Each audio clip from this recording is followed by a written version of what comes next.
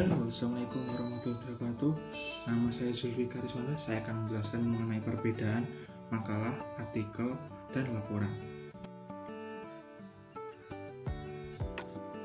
Apa sih pengertian dari makalah, artikel, dan laporan? Jika ingin tahu, saya akan menjelaskan mengenai hal tersebut.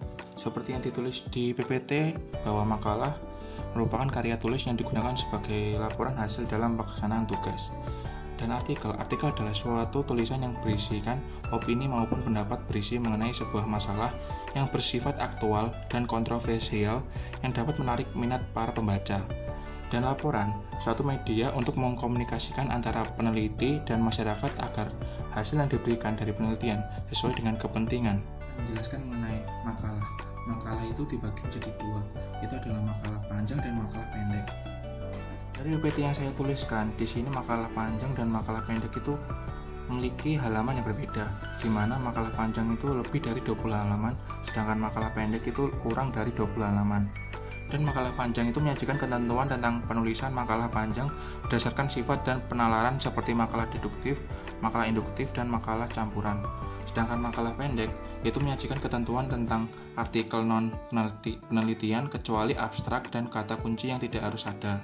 Ciri makalah itu menggunakan bahasa resmi dan kalimat yang lugas, menggunakan hasil kajian dari literatur atau laporan penelitian, dan berisi mengenai sebuah permasalahan, yang terakhir berisi berdasarkan sebuah fakta.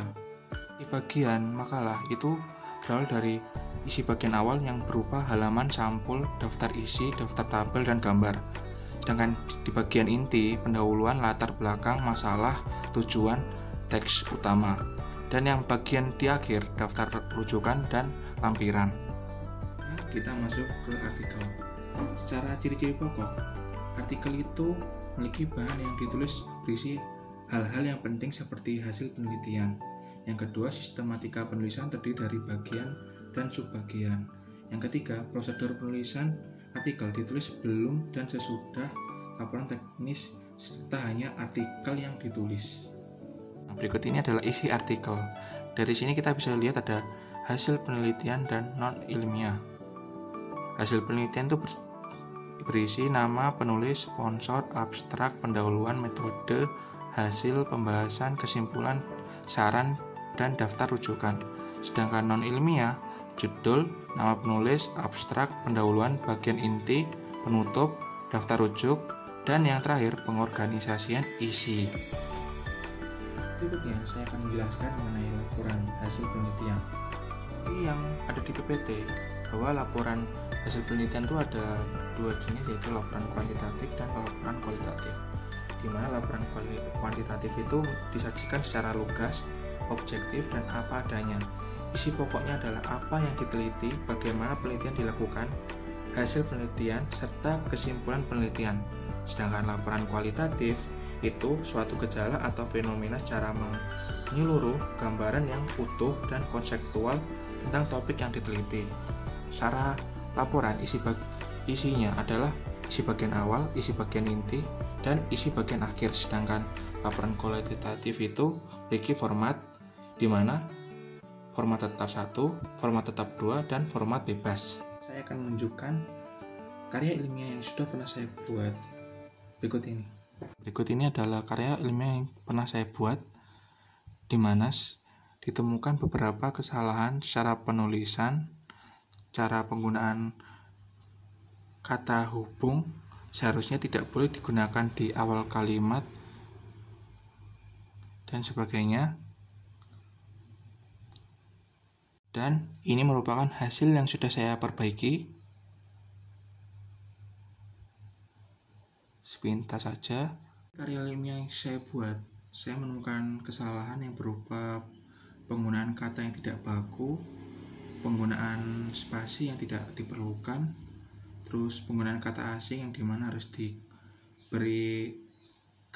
dibuat miring, terus ada nama Latin yang dimana harus digunakan bentuk miring,